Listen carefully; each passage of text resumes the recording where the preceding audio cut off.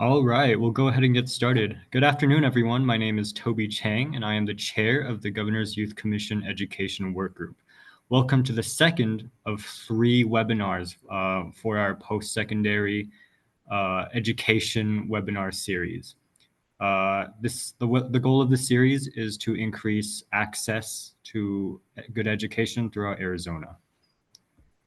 And then, hello, my name is Sophia Lynn, and I'm the Education Workgroup co-chair. And we are so excited to have a group of students, including current GYC commissioners and past GYC alumni, along with other students across the state here with us today.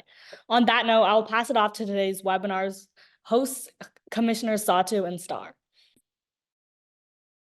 Well, good afternoon, everybody. Thank you all for joining us on this Governor's Youth Commission's Committee Education Workgroup Student Perspective webinar. My name is Satu Felix Picos, and I am a commissioner on the Education Workgroup. Today, we'll be covering topics such as transition from high school to college, school life balance, building positive academic connections, and more. We are incredibly grateful to have a room full of incredible students from across the U.S. My name is Starjo, and I'm also a commissioner for the Education Workgroup who will be facilitating today's webinar. Our speakers today come with knowledge and experience from their time in college. We appreciate them for taking time out of their Sunday afternoon to join us and support all students across Arizona. At any time during today's webinar, feel free to send any follow-up questions in the Q&A chat box at the bottom of your screen, and we will cover them during the Q&A portion at the end of the webinar. We will now allow our speakers to introduce themselves and tell us a bit more about the organizations and the roles they play.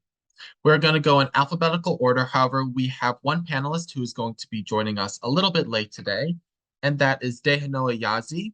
Dehanoa is a community college student at Dine College, and we'll have her introduce herself a little bit when she gets here. So now, going in alphabetical order, I pass the floor to Aiden Lin. Hi, everybody. My name is Aiden. I'm a freshman at Stanford University. I attended high school at Brophy in Arizona, and I was part of the Governor's Youth Commission for 2 years. And it was definitely one of the best leadership experiences that I've ever had. And I'm very thankful to all my fellow peers who went through that time with me and all my fellow mentors as well. And I really just appreciate everything that the GYC was able to do for me. Thank you. Thank you, Aiden, and thank you for being here and welcome back. Now I will pass the floor to Felipe Garcia. Hello, everyone. My name is Felipe Garcia. I'm a first year at the University of Arizona. I was also privileged to be a part of the commission, so I'm really excited that they invited me back to help out a little bit with this. And I am pursuing a dual degree of political science and creative intelligence and innovation, and I'm minoring in French. Well, merci for being here. And I will now pass the floor to Tonana Ben. Thank you, Yats. Hello, everyone. My name is Tanana Ben. I am a third-year student at Arizona State University, and I'm studying biomedical sciences. And then I'm also part of the Miss Indian Arizona Second Intendant Court, and I was invited here by Star. So thank you for having me here.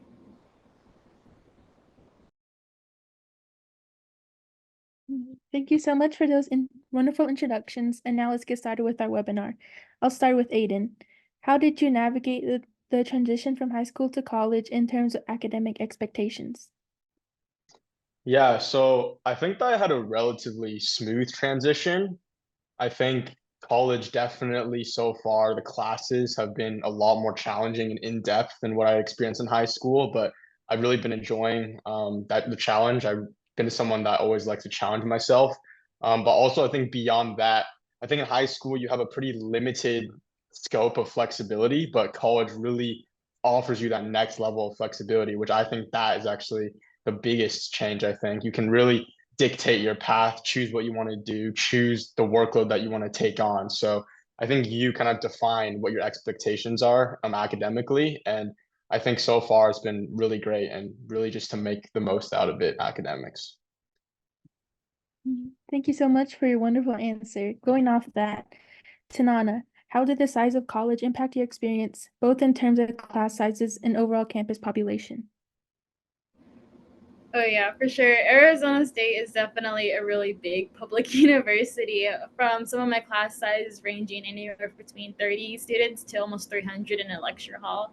So it's a pretty big navigation to work through, especially as not the most sought out person out there. I'm Native American, I'm Navajo. So I'm also a woman in STEM too. So a lot of the time in my classes, such as like chemistry, biology, I'm the only person of color, if not the only girl in my classrooms. So just being able to navigate through that is that I've spent time with like some people who look like me. So I have a lot of Native friends on campus. I'm very thankful that ASU has a big Native American community on campus. I find different extracurricular activities to invest myself in, like study groups, different clubs on campus. So just kind of getting around there really helps the whole college experience not feel so isolating. Thank you. Thank you for your answer. Going on of that, Felipe, can you share your experiences with adapting of different teaching styles and approaches of college professors? Sure. I've actually been really lucky to have sort of more traditional-ish professors, but I've definitely seen ones that are more into like being a little bit theatrical and stuff, which is kind of enjoyable on a 9 a.m. on a Monday. But it just kind of depends, right? Because everybody learns differently. And so I've found that it was a little bit of a struggle trying to understand sort of the pace and the vibe of a particular professor. But once you get exposed to it, you can sort of get an understanding of that. And if not, there's always office hours, and I'll guarantee that that's going to be completely different from class because they don't have to, speak to 100 or so students, or however many students you have in your class, and so it'll be a little bit more closer. Same goes for tutoring as well. I mean, there are other opportunities to learn the material outside of the class, which is really helpful if for whatever reason you don't vibe with the teaching style. Thank you for your response. Going on to Nana, did you experience any culture shock or notable differences in your social environment compared to high school? Compared to high school, no, only because I grew up here in the city. I went to school at Mountain Point High School, which is in Awatuki. So I went to school there all throughout my high school experience. But definitely, when it's the culture shock still doesn't change. You definitely realize that you stand out a little bit more compared to some of your other classmates, especially as a Native American. We have some cultural practices that we have to kind of abide by. I know for science, for me, there's some things that I can't do in science, like dissecting specific animals. And even during some school days when there's solar eclipse or lunar eclipse outside, I can't go outside. So I would have to take sick days from school. And it's just that culture shock when you get to university. Some professors are okay with it, with you missing classes, but others are a little bit more strict. So there definitely is a big culture shock once you get to university, especially with the classes ranging even bigger and bigger than what you're used to. So, thank you. Thank you so much for your answer. Felipe, were there specific clubs or extracurricular activities that helped you feel more connected to the college community?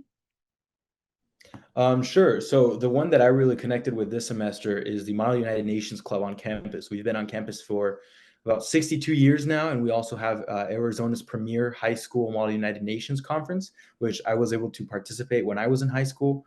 And so that's really exciting because I got to see a glimpse of not just, the campus, the university and whatnot, but just like some of the students that I get to work with now as well.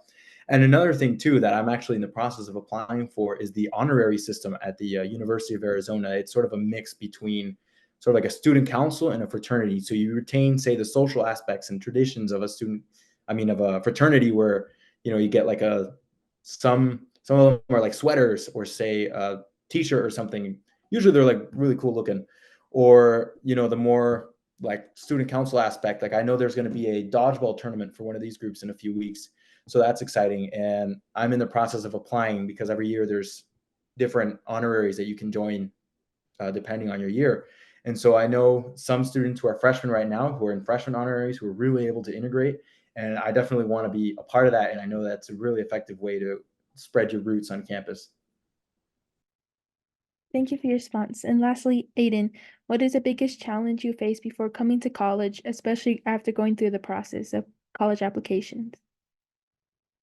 Yeah, I think that the biggest challenge would just be that I there's too many like things that I want to learn, I feel like. I think during high school, during the college application process, I was pretty confident about what I wanted to like do in the future with my life and my career. But now, after going through that and actually being in college, I am very unsure. I like really don't really know what direction I'm going to be like kind of taking at this moment. And I think that it's really about realizing that sometimes you need more time to understand yourself, to figure out what your true interest area is, and to really take classes to really explore and find out more about the school and find out more about yourself before you really narrow down on what you want to focus on for the rest of your life. And yeah, I think it boils down to just being able to have that balance between taking classes that you're really passionate about versus taking classes that you want to take to kind of explore for your major. Thank you all for those wonderful answers during that section. And now we're going to be turning to some questions regarding academics. And once again, we'll go in alphabetical order. So sorry, Aiden, I guess that's the curse of having a name that starts with A. But what advice would you give to someone about managing the increased workload and independence in college? Yeah, so that's a really good question. I think that the two terminologies I would use are time management and prioritization. I think those are always the most important things, and if you can nail those, you'll be good to go, I think. But I think that the thing that's kind of underrated is like the independence part. Everyone knows that going to college, you're going to have a lot more independence, but I think that a lot of people don't actually understand to what degree that independence is. It's so much independence that I think like for even myself, for example, I feel like it's sometimes even too much for myself to handle. So I think it's really important sometimes like amidst that interdependence to really like to not lose yourself and remind yourself of who you are and what you're passionate about, and to keep kind of going for that. And here at the college I'm attending, you don't have to decide your major until the end of your sophomore year. So I think that like extra time, even more so, gives even more independence, and it's even more of a kind of it's really good for like exploring, but also like it's another thing where it's like, oh, like maybe I should just keep taking classes to continuously explore instead of narrowing it down. So I think that time management is definitely the biggest thing, because there's really so much things to focus on beyond the more difficult workload from classes. It's really a bigger workload all around, because not only are you taking those classes, you're really having to decide what you're going to want to focus on for the rest of your life and determine what major you want to pursue for the rest of your years of college. But I would say time management and prioritization are the most important. Now, bouncing off of what you said in your previous answer, do you think that the more independence that you've had made it more difficult to narrow down a field? I think that it's really, I think it's like a double-edged sword sometimes. I think for myself, I'm a big perfectionist. I always have been. So sometimes I definitely have to tell myself to prioritize, like, okay, this isn't as important. Like maybe focus on this a little bit later. This you got to get this done now. I think that having that like huge jump in independence, I think I've adapted well in some ways and adapted not so well in others. I think that I mean that comes with the territory. But I think overall I've been able to make the most out of it in terms of taking lots of interesting classes and really getting into the school. It's been really amazing atmosphere. It's just like some classes have like over 200 people, some have like a very small class size. And I think through all of that, I've just been able to see how many amazing people I'm surrounded by. So I think I've really liked that independence in terms of furthering who I want to be, what I want to major in, and what classes will get me to that goal in the end. Well, thank you, Aiden. Now for Tonana. Tonana, how did you find support systems such as mentorship programs or counseling services during your transition to college? I definitely I did my research before attending a university, so I chose ASU for specific reasons, such as that it has very great Native American council services, not council services, actually. They have great resources for Native Americans, my bad. So there's the American Indian Student Support Services at ASU, and then there's also the Office of American Indian Initiatives there. And it's just being able to connect with them before I even attended my first class at ASU. They've been such a great help during the summer, transitioning to college from my last year of high school, going into my first year of college, and just being able to ask them, like, what should I expect? Is there anything I should be looking for? Am I not doing enough? Am I doing enough? And it's just asking them. And I think that being able to connect with someone that looks like me in both a sense of both of our Native American ethnicities, it feels really comforting to have that as a support. Thank you. Now turning to Felipe, in what ways did college provide opportunities for personal and academic growth that high school did not? Sure. So, in terms of personal growth, I mean, I guess if you take a long enough walk, you can reflect a little bit, and that's always helps, especially on a campus as beautiful as ours over at U of A. But also in terms of like professional or maybe academic growth as well, there are so many programs, initiatives, opportunities, even scholarships that bring forth, different um, ideas, programs, etc. Things like, for example, at the main library over at the university, there's a spot called the Catalyst Center, and there they offer classes in embroidery, vinyl printing, 3D printing. I'm actually working on getting my 3D printing certificate. I don't know how that will help with political science, but regardless, I think it'd be pretty cool. And so, I mean, I'm seeing some advancement on that, and I have no doubt that I'll bump into, say, I've seen resume building workshops, I've seen like interview prep or whatever.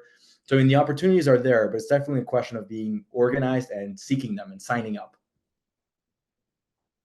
I mean, who knows? 3D printing might be helpful. And even not, like Aiden said, it's part of have those like passion projects that can kind of help guide you on whatever you might change your mind and want to work in 3D printing the rest of your life. Who knows?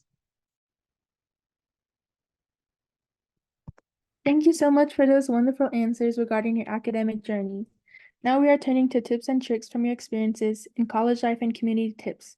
Starting with Tanana, can you share any tips for managing the increased freedom and responsibility that comes with college life? Yeah, so I actually work as a college student. So being able to balance extracurriculars, a job, and then also my academics all on top of that. I definitely found that just taking some time for yourself, like even if it's a few hours out of a day, it really makes a huge difference. I know a lot of the time, especially on Sundays when I have some downtime, is that I'll go to a coffee shop and just sit there. I won't do anything. I'll just sit there and just scroll on my phone and just kill time for a couple hours, and then I'll go back to the grind later that day. And it's just pretty much just taking some time for yourself, because you do get burnt out eventually at some point during college. Most people get burnt out, and it's very, very exhausting trying to be able to keep track of everything and be everywhere all at once and try to do everything, because it's a very, very crucial time, especially with the academics picking up from high school. So just taking some time out of my week, out of my day, just to do little things and just sit there and just do nothing really helps, and it makes a big difference. Thank you for your response, Tanana. Now on to Felipe. What strategies did you use to stay organized and on top of assignments in the college setting? Call me old-fashioned, but I actually bought myself a planner. Now, whether or not I use it just kind of depends on how busy I am, ironically. But I try and write down everything that I have to do. And then I also paired that with an online calendar app, whether that be Google Calendar or your phone's calendar. So you can get notifications for, events. Oh, I have class or whatever when you're getting in that rhythm. But it's nice to have all of your assignments written down, and it's even more satisfying to, cross them off or even burn the piece of paper if you really didn't like an assignment. But that really helps. And another thing is finding a way to see all of your assignments, or at least know when they're due, because I can almost guarantee that you're going to change platforms into college. Every college has a different platform for their assignments, whether that be D2L. I doubt that any college is using Google Classroom, but if they are, good for you. But there's always a change with that. So it's always important to find some way to see it. I know there's a lot of apps out there that interface directly with those kinds of platforms.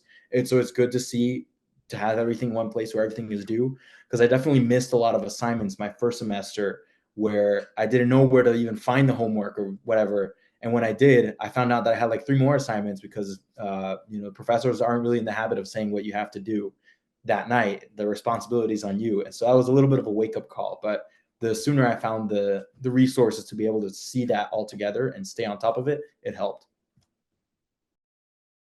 Thank you for your response. Aiden, how has the diversity of backgrounds and perspectives among your peers added to the college experience? Yeah, so diversity for me is one of the top factors. I love interacting with people who are different than myself. I think like even in high school, a lot of the activities I was working with, like the Governor's Youth Commission, diversity was huge. It was a very big thing that we focused on. And in the Governor's Youth Commission, actually, I was on the mental health work group, and mental health in general, and mental health wellness and suicide prevention were some of my biggest interest areas in high school, and I actually carried that to into college. I've actually been doing research in the mental health field, and I actually recently presented at a symposium. And so I think diversity of opinion is extremely important. And of course, every day being on campus, I'm surrounded by a very diverse population, and it's really amazing being able to interact from people all over the world on a daily basis. So many great minds around me. So it's really amazing. And I think at the end of the day, it comes down to being able to see things from other people's perspectives and to put yourselves in other people's shoes to really grow your worldview. Thank you for your response. Now on to Tanana. In terms of extracurricular involvement, did you continue with activities from high school or explore new interests in college? In high school, a lot of the things that I did revolved around Native American clubs. So that definitely did carry over from high school going into a university. However, I didn't stay in one specific extracurricular. I definitely feel like I ventured off because a lot of the friends that I had in high school, we all went our separate ways when it came to college, which is really sad, but we all went our separate ways, and it was just being able to go look for different extracurriculars to get involved in different clubs. So a lot of the stuff that I'm involved in now, I have to venture off and just kind of find my own thing. Some are related to ASU, and then some are outside of ASU, but either way, it's still really fun, and I love my extracurriculars. They're really cool, but they definitely are way different from what I did in high school because it's more of a bigger setting now. I have a bigger platform, so it's really cool. Thank you for your response, Hanana. Now to all of you, looking back, what advice would you give to your high school self about preparing for the transition to college? In alphabetical order, it could be Aiden, Felipe, and Tanana could answer. Thank you. Yeah, so again, another great question. I think the way that I would go about this is when you're in high school, like all of us, we put a lot of pressure on ourselves to really get into the best university and to determine what our future career was super early on, and just overall putting a lot of pressure on ourselves in high school. And I think what college we go to, that's not always in our control. And no matter what college you end up going to, it's really about making the most out of it and taking the best things out of it. There's always enough resources and networking, no matter where you end up. And I think it's all about having that drive and motivation to take advantage of what you have, given where you are and the opportunities that you're given. And I think a great example of this is all my friends right now that I see when I go back to Arizona. All of them are all across the state at different universities. All of them are extremely satisfied with where they are, and all of them are just being themselves and furthering who they are on a daily basis. So I would say just make the most out of it and to just really go for what you're passionate about and pursue your passions.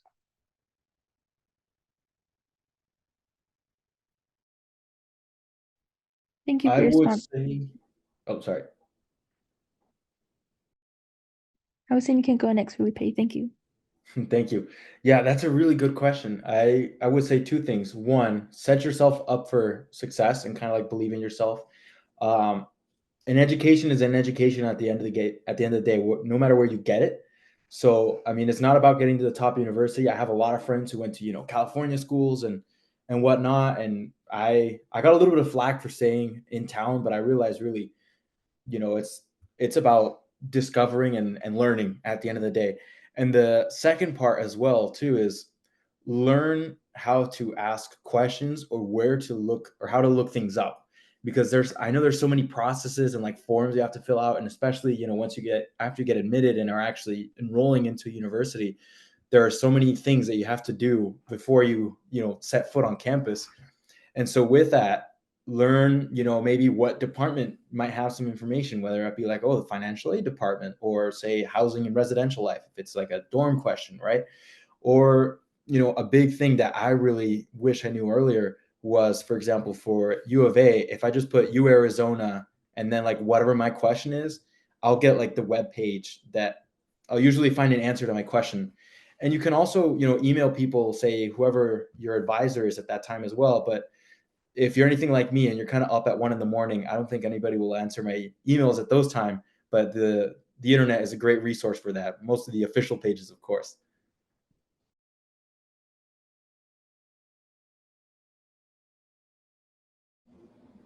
Okay, I guess it's my turn then.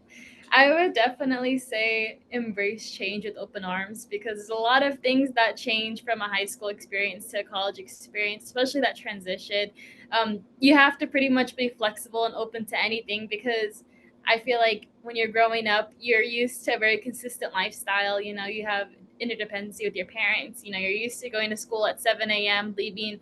No, not 7. I went to school at 7 a.m. I'm sorry. Maybe like 8 a.m. until like maybe 2 p.m. You go home, if you have sports, you have practice, and that's pretty much your schedule for a whole entire week until the weekend. So that's definitely a little bit different than college life. We have classes that start maybe at 6 a.m., then we have some that maybe start at 7 p.m. So it's just pretty much being able to open the change that, your schedule's not going to be consistent from what you have now, especially gaining that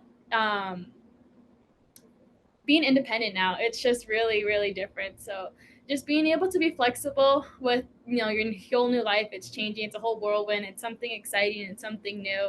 So just being able to embrace that change with open arms, I would definitely recommend that, because I know a lot of people that get homesick very, very easily. So it's just something that you just have to really push it through, because it's an education at the end of the day. It's really, really great experience to experience college life. So I just want to quickly say, to build off Felipe's point a little bit, I really liked what he said about like asking for help. I think that's really key. And also, I would say just to don't be afraid of your professors, and don't be afraid to really put yourself out there and just seek opportunities and go for it. I know that sometimes our professors can seem very intimidating at times, but that's really not the case. They're almost always, once you start talking to them, extremely nice and extremely caring, and they want to help you. And really just like take advantage of all the networking and reach out to your professors, ask them about research opportunities, ask them about internships, and I think you'll find yourself in a much better position, and finding yourself very happy that you took that chance. Just building real quick, I'm sorry to make this a little bit longer, but building upon Ternana's thing, just a phrase that came to mind that I really like to think about is, this is a part of the fun. Whether it's something that's not so fun or like really fun. For example, if you're just enjoying, a class or having a great time, this is a part of the fun. If you're walking on campus and you realize it's really beautiful and you're happy to be there, this is a part of the fun. If you're stuck at 9 p.m. in the main library and you still have, hundreds of pages to go on your assignment and you're really frustrated, this is a part of the fun. It's a part of college life, and it's a limited time, but you'll look back on it happily if you have a happy mentality. Thank you all. Now we're going to just jump around through a couple of the different sections we had and ask some questions that we missed along the way. So Aiden, in your response just now, you mentioned how when you got to college, a lot of people and professors and different students there wanted to help you. Now, is there anything in particular that helped you navigate that transition from college to high school? Wait, from college to high school, or like, Oh, wait, I'm the other way sorry. around? Okay, yeah, okay. That's backwards. Yeah. I just High wanted to school make to sure. college. Just wanted to make sure.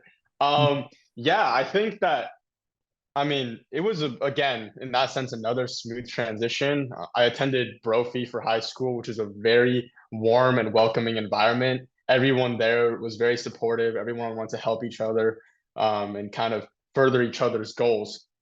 And I think at the end of the day, it's all about just going for your passion. And if you go for your passion, people around you are gonna see that. They're gonna want to help you, and really just being in an area where like it's filled with lots of supportive people really helps with that. And I think that what I've found in college is exactly that. It's just a continuously very supportive environment. And I think a great example is I actually did some mental health research the summer before I started my freshman year. And I was actually, when I got onto campus, I was nervous to do this, but I ended up just taking the chance, and I reached out to Stanford's people in charge of Stanford's mental health research symposium, and they actually accepted my abstract. So as a freshman, I was able to present at Stanford's Precision Mental Health and Wellness Symposium, which was an amazing experience.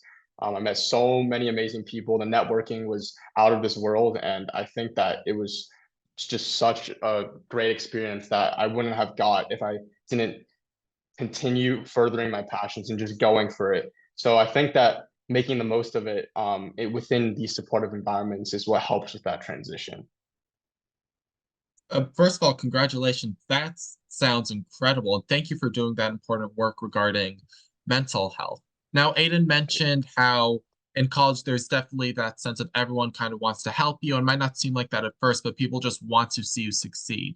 Now, I ask our other panelists, have you guys noticed something similar in that aspect? And then you guys can just talk at whatever point you want if you guys want to jump in or say anything. Well, I'll go first while Tanana gathers her thoughts. So yeah, definitely. I think the 9 times out of 10, I think the resources and the help is there. It's only a matter of like asking for it. For example, one of my go-to resources on campus for me is this place called Think Tank, and they have math tutoring. So last semester, I was really struggling with this one math class, but I'd spend a couple of hours in there, and they made me survive that class and I finished with a good grade. So I mean, it was definitely a matter of asking for help, you know. Another theme is like food insecurity on campus. Like not all of us know how to cook or stuff like that, or even just, you know, manage a pantry. And so there's a food bank on campus as well as a campus closet. And so that's another resource. And of course, mental health is another thing. We're all human. And I think as students, a lot of the professors and the many people within the institution itself want to see us succeed. And they're definitely cheering us on through their efforts. And so it's always great to, you know, look it up or pop into an office and ask for help, because they will be happy to provide it to you.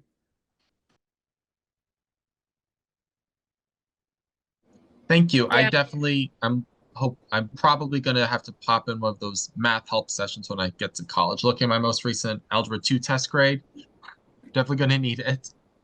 Go ahead, Tonana. Yeah, just going off of that, I definitely feel like a lot of students on campus want to help you succeed, especially in larger classrooms like biology or even math. You'll have some people like huddled together, like, do you know this answer? Do you know how to get it? Is there anything you can help me with? And it's just being able to come together as a classroom. It feels really great to know people are also having troubles. It doesn't sound great at first, but it's also, you know, not a lot of people get everything at once. It takes time to learn something and to really get in the groove of a subject. So I think a lot of students are very helpful, as well as faculty. I really bonded with some of my professors, and they thankfully network me into things. So if they don't know an answer, they definitely ask somebody else, another faculty member, maybe another professor, if they can help me, because a lot of the teaching styles isn't for everyone. So definitely having a tutoring is also really great, or also being able to get a perspective from another professor in the same subject, because a lot of the courses that are taught, they're a little bit different from how other professors teach it. So just being able to connect with another professor and just being able to learn through a different lens really helps a lot. So it's a really, really welcoming environment, especially at college levels. You know, you're very stressed out, so all they want to do is just make you a little bit de-stressed, take the weight off your shoulders, and just being able to help you a little bit more. And I will say, as a high school student, that's very comforting to hear, especially as I start looking at different colleges, university, and programs. It's always comforting to hear, regardless situation, that people want to help you and there are people out there to help you succeed.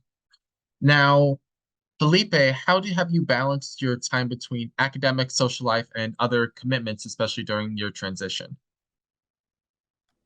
I technically haven't, but I'm working on it. And with that, it's really just a question, a matter of using, your calendar. What's really fun as well is, for the extracurriculars, I tend to have a lot of fun with that. So like socially, that helps. I know that the higher in grades I get, that'll very much interfere with my sleep schedule.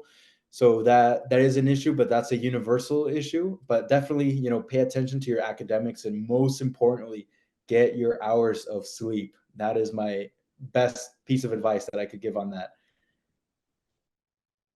I saw you, Aiden, giving a thumbs up. Is there anything you'd like to add on how you balanced your time between academics and social life?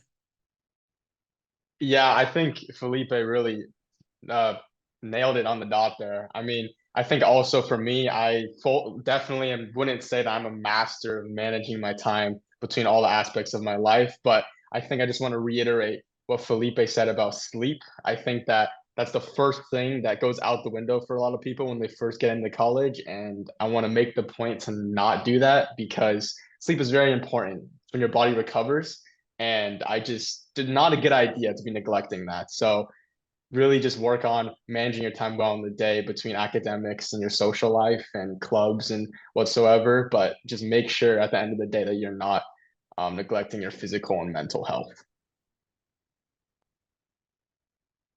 Thank you. Now, Tonana, did you explore different fields of study during your first year, and were you able, or did you enter college with a clear academic path? From high school, I already knew I was a big science person. I love science, but another thing was math. I'm a huge math person. I love math a lot. So going and applying for colleges, I wanted to do biomedical engineering instead because it still focuses on like a science, but it also has the math portion, like engineering. And it was something that I almost was leaning towards, or either becoming a math major, but I think my love for science just definitely outweighed it all, especially going into a university. And one of the first classes that I took was differential equations my freshman year. And, that class really humbles you. So I think after just taking that first semester, to myself and just really taking that type of math class, because it's a really big load. It's a huge math class to be taking, especially for your freshman year. I was like, oh no, I'll just stick with my science class. It's okay, because I took that class. It's not required for my degree. I just took it just for fun, just because I like math and I had the prerequisites behind it. So I was like, why not? And it just turned into me being set on biomedical sciences instead of venturing off to a different path. So I pretty much was stuck with science. I love science, so that's why I chose biomedical. And it really focuses, because I'm pre-med, so it really focuses on the different portions that we'll need to take for medical school, like biology, chemistry, the math, physics. So it just touches your toes in those different areas of science. So that's why I chose my field of study. Now, Felipe, I remember you mentioning that, you like to explore different things and all the different opportunities U of A has on their campus. When you went into college, did you have time to explore different fields and of study during your first year? Or again, did you know like what you wanted and just set off on that path immediately? Yeah, I was sort of leaning towards a general area, like government and whatnot. I was asking the folks at GOIFF what they studied and seeing, like, well, what is this degree really worth it? What's the vibe? I was really in denial for a long time about studying political science. I wanted to do public management and policy, but as it turns out, credits wise and all that fun stuff, it was in favor of poli sci. And as for creative intelligence and innovation, I wanted a degree that would help me learn, I guess, or think. It's a really interesting degree, which I'm still trying to learn how to explain. But that more importantly, that I would use after college, and then after that, just to sort of sum that up, I would say that more than anything, being in a general area, or for example, there's things such as holding majors, at least at my university, where you can declare like engineering undecided.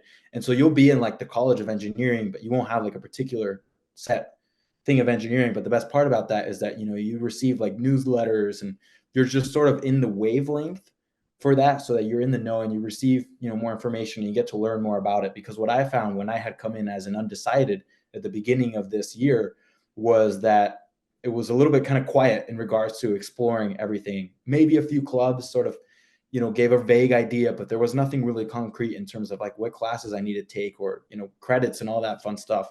And so at least by declaring something, you can always switch, but you're at least, in the same tank as everyone else where you want to go.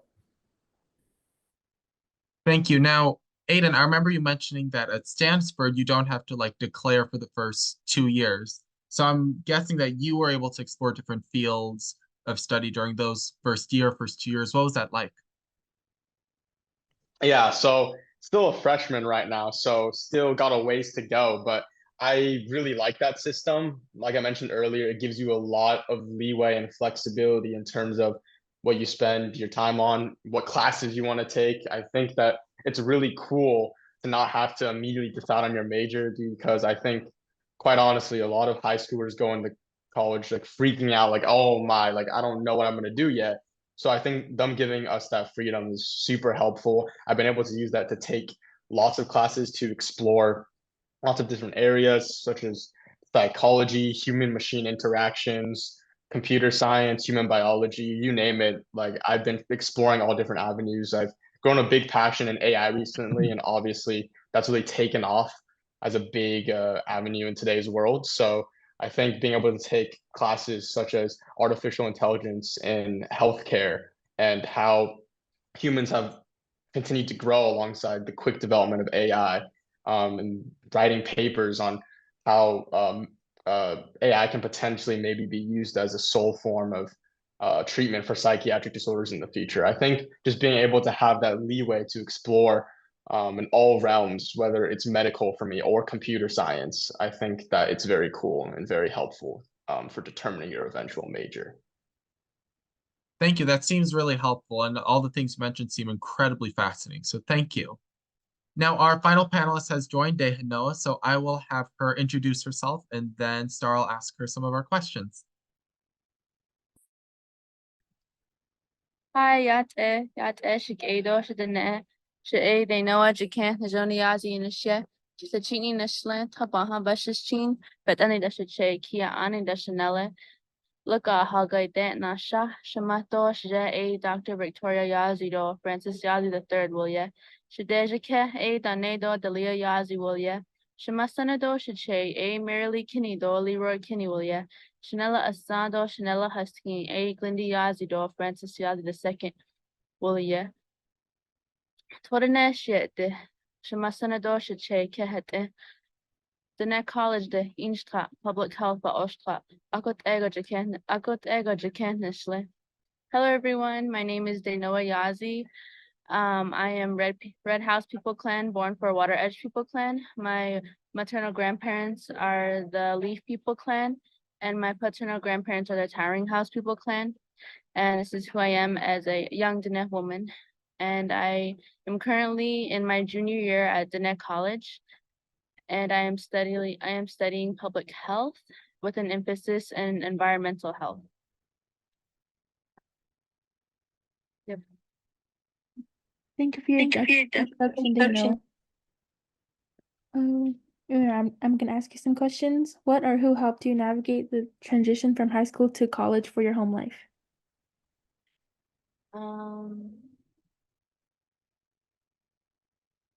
Can you repeat the question, please, Star?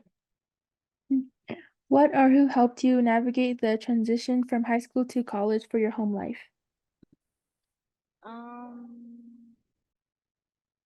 I think my family, they really helped me.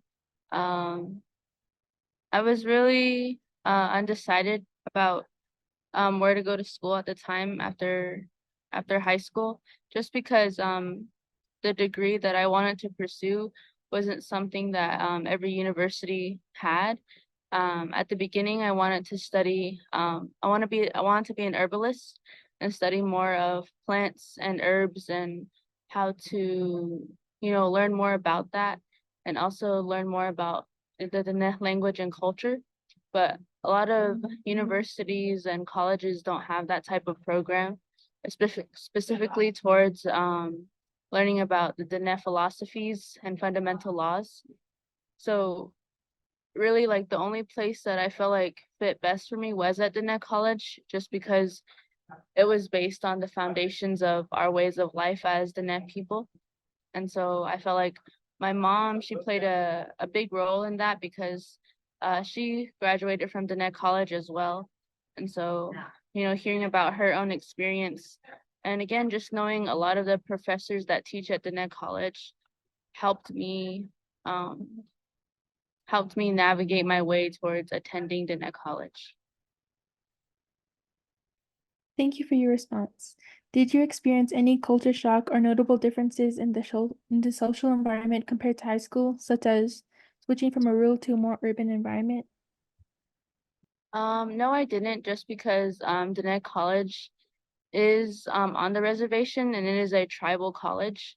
So I didn't face, a lot of cultural shock, but I did I just felt more at home when I did go to college. So I didn't have to, face those different types of adversities that most Indigenous students will have to face. But when I did, like, go to conferences or attend other academic endeavors, in that way I did face those culture shocks, just because a lot of the natives that did attend those programs didn't look like me. They were more, light-skinned, and I felt like they were more academically knowledgeable than I was.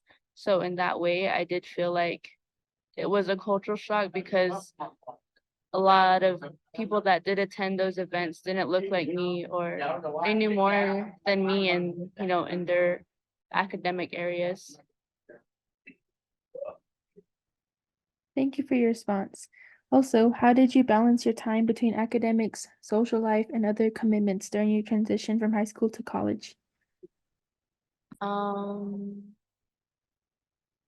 feel like my freshman year, I didn't do a pretty good job of balancing everything else in my life, just because I felt like it was because like I said, I was my freshman year, and I felt like I had a lot of responsibilities at that time, because I also held a title representing the Western Agency of the Navajo Nation.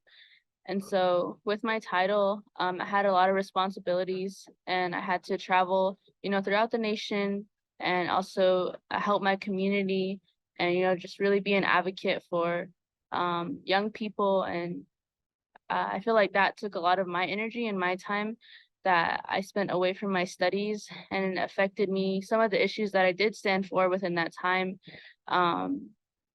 just made me emotionally, mentally, and physically stressed.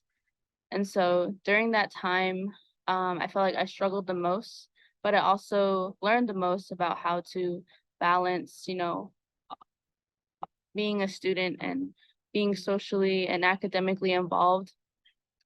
And I think the way I balanced it the most was, again, just being physically active, and just, talking about the problems that I was having with someone that I trust. Mainly that was my mom. And then again, just being mindful, and each thing that you're doing, either that's just brushing your teeth, or going for a run, or, just making sure that when you're in class, you're just focusing on class, and not any of the other details or other stresses that you will have throughout your day. So I think that's how I balanced a lot of what I was facing, especially during my freshman year, because I feel like that's where the most that I struggled. But from there, I feel like I've learned how to balance my academics and my own personal life. Thank you for your response, Noah. I have another question. Did you explore different fields of study during your first year, or did you enter college with a clear academic path, such as you mentioned, public health? Yes, I did. I feel like right when I went to college, I I knew the college that I was going to, and the reason why I chose that college was because I wanted to study public health, and I wanted to also be really involved within my community. I wanted my classes and my professors to be people that looked like me. I wanted professors that I knew, that knew the community, because I wanted to do research that was based on my community and have researchers who knew the community and wouldn't have to, we didn't have to have that step to be culturally appropriate, or, have that discussion about, what is wrong and what is right. And I wanted to hit the ground running and, be the person my community needed, and learning from professors and mentors and educators who knew what that was and what that looked like. And I just wanted to be in that space that was, that created space already, that was just very open and loving to Indigenous people and Native people, just because I feel like there was already a path there to Diné College. I can't remember what else did you say, but I hope that answers the question. Yes, to answer the question. Thank you so much. Thank you, everybody, for your educational insights. And, I certainly learned a lot. I'll take a lot of this into account as I start looking at different colleges, start applying in the coming months. Now, in case we didn't answer certain details, we will now move on to our Q&A section. We will start with questions that have already been asked in the chat, but to our audience, please feel free to continue to ask questions in the chat to help answer any thoughts or questions you might have had during the panel. We'll try to fit in as many questions as we can.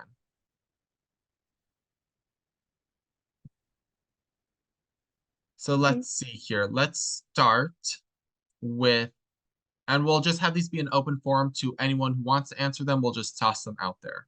So this first question is, are you able to get a different teacher for a class if it just isn't working? Or is there really only one teacher for teaching certain classes?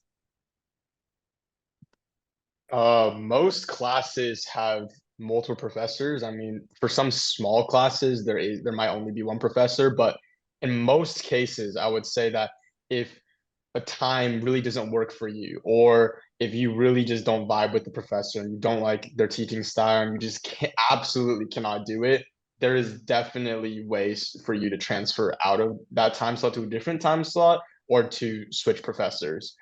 And it really, all I would really take would probably be communicating with the professor, emailing saying that, oh, this time slot doesn't work for me, and just switching out of the class. So I think in most cases it's pretty simple, but there are definitely exceptions where there might only be one professor where you're just gonna have to tough it out or maybe grow to like the professor in that sense.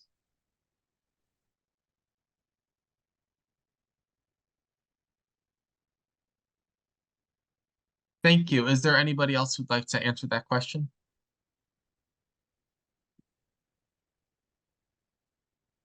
I guess I'll answer real quick. There's a thing called Rate My Professor. I don't know if anyone else has ever used it, but it's very, very useful if you're wanting to look for a professor that you are interested in looking at class. I always recommend it beforehand just to figure out what the vibe is in the classroom.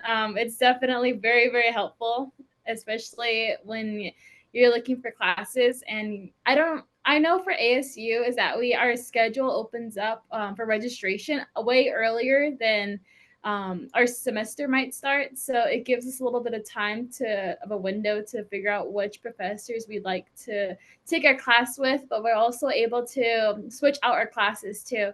So if within like the first, I believe, 2 weeks of taking the class, if we don't really enjoy the setting in the class or how the class is being taught, we're able to switch out the classroom. So maybe we're able to pick out another time slot that might work for us a little bit better, or maybe it's just the class is just too far of a walk across campus. And you don't want to make that walk anymore. You just want a little bit of a closer classroom. So it's just being able to get that window of time at ASU that we have to be able to switch out a class if we don't really enjoy it as much. So it's always useful, and then we can just switch it out. So it's really no biggie if you don't really vibe with the professor, you don't like the class. So it's not that much of a big of a deal. Thank you. Would anyone else like to jump in? All right. So our next question is, what strategy would you say works best to not get distracted by things like gaming while also not getting burned out? Another really good question. I know some big gamers uh, from high school, and also I know some people right now in college. I would say that again, I'm gonna go back to what I said earlier, time management and prioritization. You can be a big gamer, but at the end of the day, you're gonna have to keep yourself on task. You're gonna have to prioritize like what do I have to get done, and I think just set goals for yourself. Use Google Calendar. That's very useful. And set goals and deadlines to make sure that you don't miss anything and that you're staying on track, going ahead even, and balancing that with that gaming lifestyle, which I know can be quite addictive sometimes. But yeah, just make sure to balance it out. And yeah, you should be good if you do that. And there's definitely gaming clubs on many college campuses I know of, like esports and things of that matter. So you could get involved in that sense too, because if that's your passion, gotta follow your passions. So Thank you for your response. Would anyone else like to answer the question?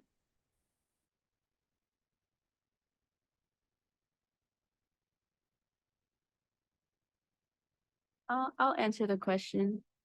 Or sorry, can you repeat the question? Sorry, just want to make sure I get it right.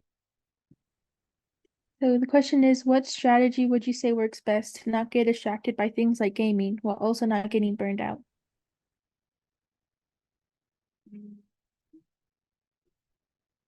I don't think I can answer that question. Actually, I thought it was just about burnout, but I don't really play games, and I don't really have friends that play games. I'm sorry. Let's talk about burnout as a whole. Okay. The best way I think to avoid burnout is just, I think, really having a planner and then sticking to that planner as best as you can. And again, like Aiden said, setting those deadlines and making sure that, you follow through.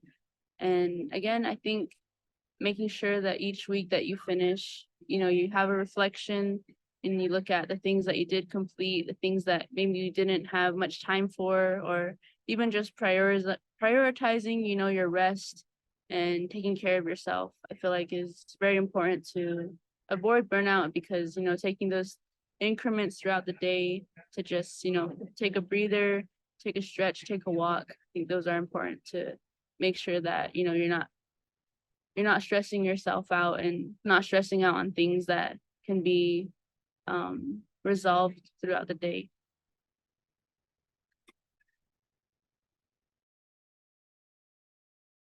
Thank you. Now, our next question is, what does a typical week look like as a college student? I can answer this one. all right, go ahead, Felipe. Yeah, so a typical week, usually I'll have, say, like, 2 to 3 classes a day, give or take. Don't put them together because it does get brutal. I definitely made that mistake last semester and this one again. But yeah, a few classes, and then usually you'll also have some downtime between that, whether that be like, I don't know, 1 to 2 hours, or for most of my days actually 5 hours, which is a little bit of overkill, but it's fine. So you'll have some time to study. There'll also usually be, if you're involved in a club or like in some club group chat or something, maybe a club meeting. Those tend to be, at least at my university, a little bit later, say like 5:30, 7:30 ish range. Or maybe if you're affiliated with a religious group on campus, that could also be, like another social avenue that again takes place during the week a little bit later. And sometimes you have social events with your friend group on, say, like Friday. I know it's a little bit big, at least at my university, to go out on Tuesdays and Thursdays. So that's another thing. So I mean, as long as the sun is still out, for the most part, it's school, and then once the sun goes down, it relaxes a little bit from there. I totally agree with what Felipe said. That I think is a pretty good summary of what I think for many people their weeks usually look like. I think also though that question, the answer to that is it can be very variable because like I mentioned before, there's lots of flexibility with what classes you take, how many classes you take, and when you take those classes. So for example, I have friends who they're more of morning people. So I'm like Felipe, I don't like taking my classes back to back. I like a little bit of time in between. I know people who just want to do that. They want to just take all of their classes in the morning, back to back to back, get them all done with, so they have basically the whole rest of the day free to do whatever they want, work, study, club events, things of that matter. But yeah, I would say that for me, it's usually the same, 2 to 3 to sometimes maybe 4 classes per day. And usually it's like one in the morning and then one in the afternoon for me, or two in the afternoon. On Mondays, I have an intro sem class or an intro seminar. It's basically like a smaller class size focusing a very specific topic that goes from it goes pretty long. It's from 6:30 to almost 9 o'clock. So there are some classes that are long and that are in the evening, but generally you'll have, I think what most people go for is spread out classes, some in the morning, some in the afternoon, and then times in between is usually working or studying or hanging out with friends. And then at night is usually more time for hanging out with people, doing more social events, going to club meetings. And then weekends, I would say when Friday rolls around and then going into the weekend, I think that's more when people start to relax a bit more. I know a lot of people go out on Friday night instead of like studying. And then same thing with Saturday and Sunday. I will say, quick tip, there are a lot of parties going on. Don't feel the need to go to all of them. Just kind of do whatever you want, but keep things under control and just don't feel peer pressure to go to anything. Go to what you want to go to. And also, I think during the week, generally everyone's toughing it out, eating the dining hall food, no matter how sick of it they might be of it. But on the weekends, a great opportunity for most people, I think, at least, or the people that I know, a lot of us go out on the weekends to eat because it's finally just like you can get a small break from just eating the dining hall food of the university every single day. But yeah, I think that's typically what it looks like. Thank you. Now, Dehano, what does your typical week look like as a college student? Yeah, mine's pretty different. I don't live in a city, so I guess it's mostly at the campus a lot. A lot of students, unless they have a ride or they have someone to pick them up, I believe, we don't really go into town or anything because the closest grocery store or town to where our college is 30 minutes to an hour away. So a lot of that is like really it just keeps us at the campus. And so I feel like a typical week looks like Monday to Wednesday is pretty busy.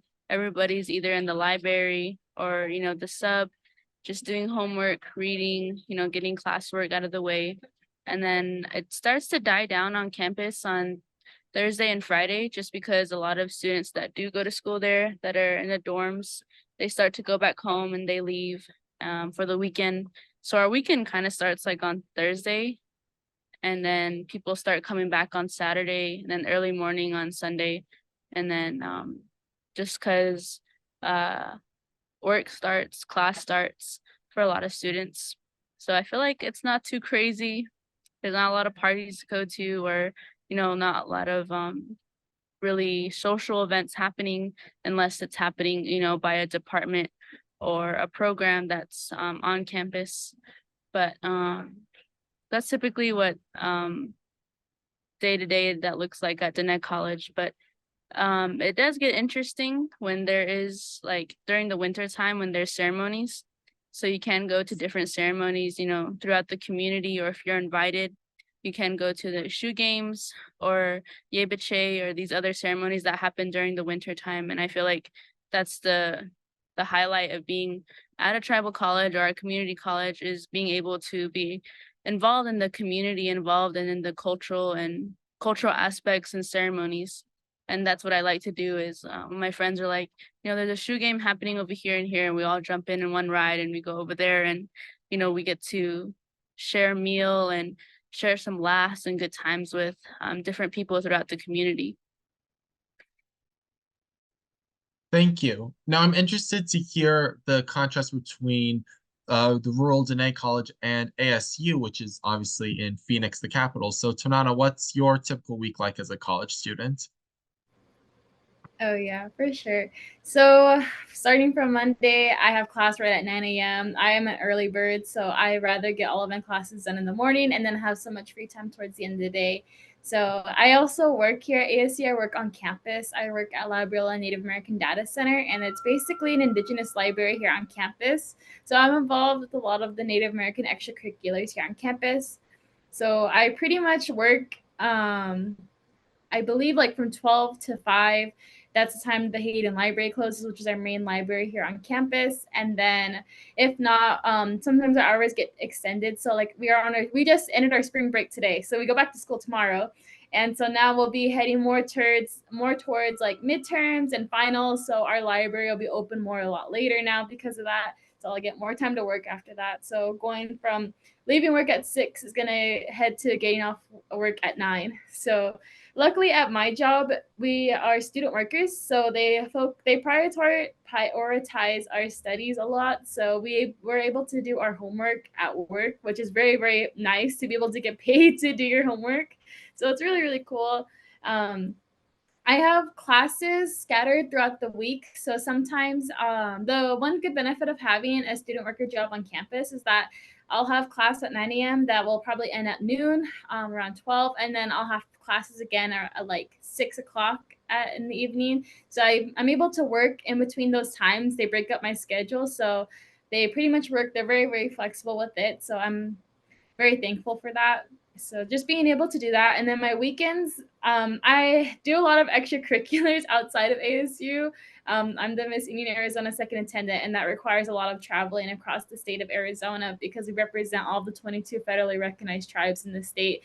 So it's just a lot of traveling. This past weekend, I just got back from Yuma, the Cocoa Paw Reservation down there in southern Arizona. So I spent the day down there and I drove back up here. And then yesterday I had a small event at Mesa Community College. There's a little powwow that went on. So that was something that was really cool to be able to hang out with some other people, meet new people, especially at the community college. I don't really get to meet that much natives outside of ASU. So it's really nice to be able to meet them. But I spend a lot of my free time at work, which is kind of funny.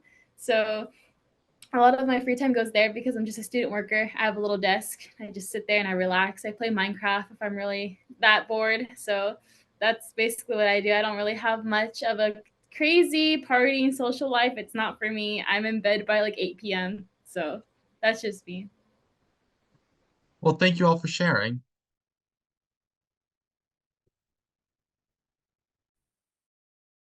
So the next question is, how many of you already changed your mind about your major since the start of college? I'm just gonna quickly say that I already mentioned this earlier, but since I don't have to decide until the end of my sophomore year, I never even initially focused on one. I was kind of just coming into college with an open mind. So I'll pass it to the other people, but I just wanted to say that real quick. I haven't changed my major since I came to college, but I'm focusing on my public health degree, but recently I've been wanting to either double major or add a major to study Readiness studies to be a Navajo language teacher.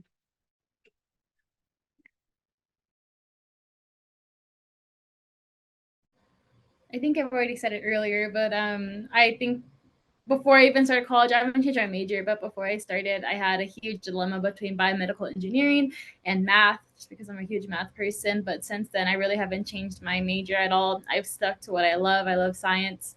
So I haven't really changed my major.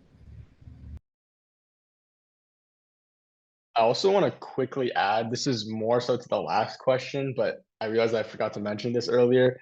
Another part of like my schedule has definitely been lots of school sports events. So if there's anyone here that are also sports fans, definitely pull up to the games because they're super hype, especially like basketball and football. And like actually like yesterday, Roger Federer was randomly on campus, so that was really cool. And don't choke like I did and miss seeing him and taking a picture with him. So yeah.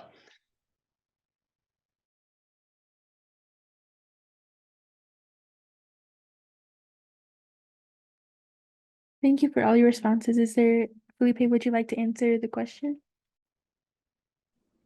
Yeah, I mean, I'm a little bit in Aiden's situation where I started off with a blank state, so technically I did change from sort of a blank thing to actually declaring something, if that really counts. But yeah, also echoing the statement of sports as well. I mean, U of A is a basketball school, and we've been pretty great at football as well. So I'll hold that to be proud of. Thank you all. Now, our next question is it hard to join any club that you like? Yeah, so I think the key thing for this question is that the short answer is yes. I mean, sometimes, or for certain clubs, I should say, that are very competitive, it can be difficult to join. Some clubs that I know of on my campus that are related to like maybe business, or econ clubs or things of that matter, they have like lots of stages of interviewing, very competitive. So yeah, some clubs are very difficult to get into. For example, I'm a tennis player. I tried out for club tennis and this really hurt, but I did not make the team. So like for example, like I think that's a great example, I would say. And I think the number one thing is don't be discouraged. Don't get discouraged. Don't let one rejection from a club kind of just dictate the rest of your mood for rest of your quarter or semester. Like really just keep going for it. There's so many opportunities out there, and also much more clubs that aren't as competitive, and that could also be your huge passion area. So I say just go for it. Yes, some clubs are very competitive, but the majority are not bad at all to get into. Thank you. Would anybody else like to jump in? I go to school at ASU, as I said before, so our clubs aren't typically too rigorous. There's a lot of clubs you can join on campus. I was a part of 3 this past year. Well, I still am actually. I'm a part of 3.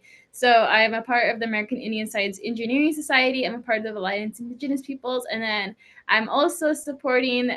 I'm a general member of the Native American Business Organization. I'm not a business major, however, I have friends that have joined it, so I've just joined and I sit on the meetings. But I typically focus on more targeted clubs towards my Native American wants and needs and desires. So those clubs aren't typically hard to join. I know for the past 2 years here at ASU, I've been a part of a medical studies, like a pre-med group of club, and that one's a little bit harder just because it's a much larger organization and a larger club. But I definitely feel like if you want an officer position, which is like the president, the vice president, the secretary, treasurer of those clubs, that's definitely a little bit harder to get into because you have to be elected into those positions. And it looks really good on your resume, especially if you're looking to apply for higher education past college, like graduate school. They want to see those extracurriculars and that you've had those officer and leadership positions on your resumes. So those things are a little bit harder to handle, especially to get a hold of. But I definitely think that if something like ASU in those clubs there, I definitely recommend going for more targeted clubs just because it feels more of an intimate club. You know, there's like maybe like 20 or so members and you all each have a seat at the table pretty much. So that's just my experience of being on clubs on campus. Thank you. Would anybody else like to jump in?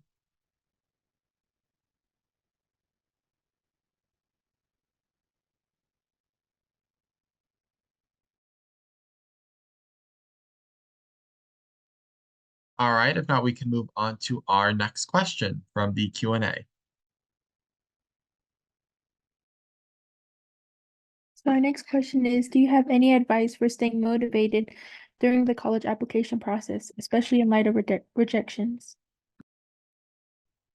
I think I'll re-echo what I said in my last response here.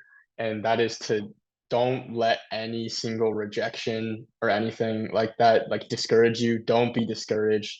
Like there are so many colleges out there, and the one that you end up at is going to be the one that was meant for you. And however things play out, that's how it was meant to be. And I think the statement that I like to go by is that don't let the college define who you are. Let yourself define the college and define yourself. So I think that that's the sentiment that you should go by, and just keep your head up high because you're amazing. You're going to do amazing things, and just don't let a single college rejection or college rejections deter you from being who you are as a person.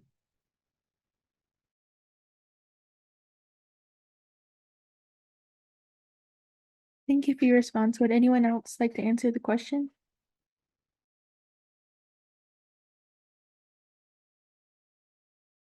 All right, so our next question is, do you have any advice for sophomores and juniors going into the college application process regarding writing essays, scholarships, and choosing where to apply? I think definitely taking the time to research the universities, especially that early, is something that's very critical.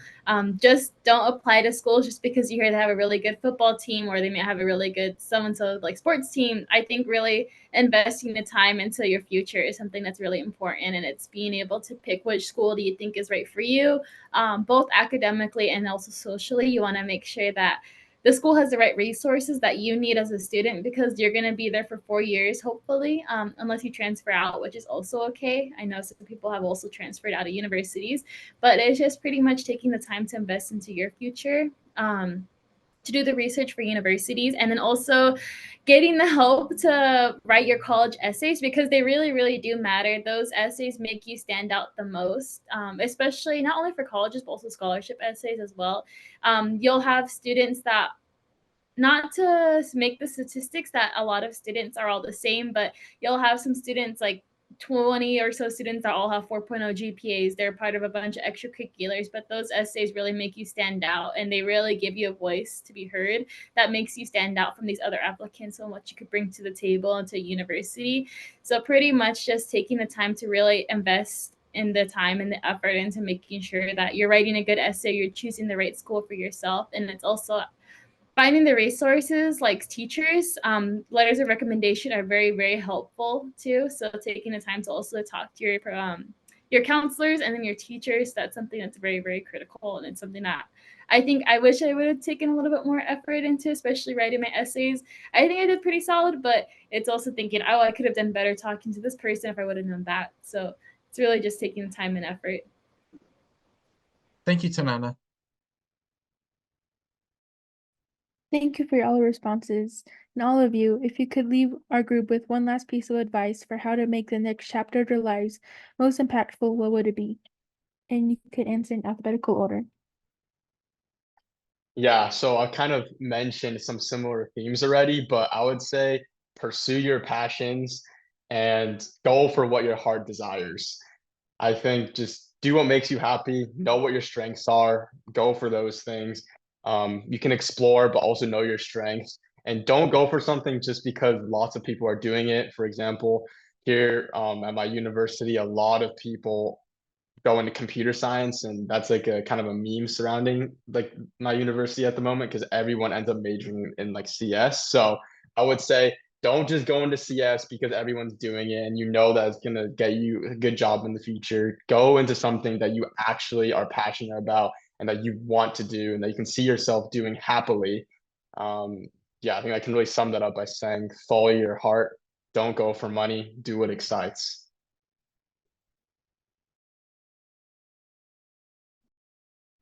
I would say embrace it, realize, just embrace it and tell yourself, like, this is our part of the fun. I've had a great time learning and exploring, like, hey, this is a part of fun. Finals week was not a really fun time, but it's still a part of the fun. Think like if you're in a movie, right? There's going to be some drama. There's going to be some really fun scenes as well. You're going to have a little bit of everything, but at the end of the day, it's going to be a good movie. You're going to have a good time, and you're the main character in your story, and you got this. I think I would definitely say don't be afraid to make mistakes. Don't be afraid to mess up. I think everything that you do with a mistake, you definitely can learn from it. Sorry. I think you can definitely learn from it. Just taking everything with a grain of salt. So just not pretty much being too stuck on or dwelling on the past so much. It's more of looking towards the future because that already happened. What can you do to pretty much make your future a little bit better, or how you can really shape it to what you want is something that's really important. So Well, thank you all. And if nobody else wants to jump in and give their final thoughts, that will wrap up our Q&A and our webinar today. We want to give a huge thank you to our wonderful speakers for dedicating their Sunday afternoon to sharing their insights with us, and hopefully to our audience members, their insights helped you gain a different appreciation or a different set of knowledge or tools to help you as you start on this next leg of your educational journey. We will be sending their contact information in the Zoom chat right now in case some of your questions went unanswered or you just have some follow-ups. Thank you so much to everyone who joined the webinar today. As a reminder, this is the second webinar of our post-secondary education webinar series, and we plan to have our final one in careers and technical education in April. We hope to see you there. Have a great rest of your Sunday. Thank you everyone for joining. Thank you all. Take care.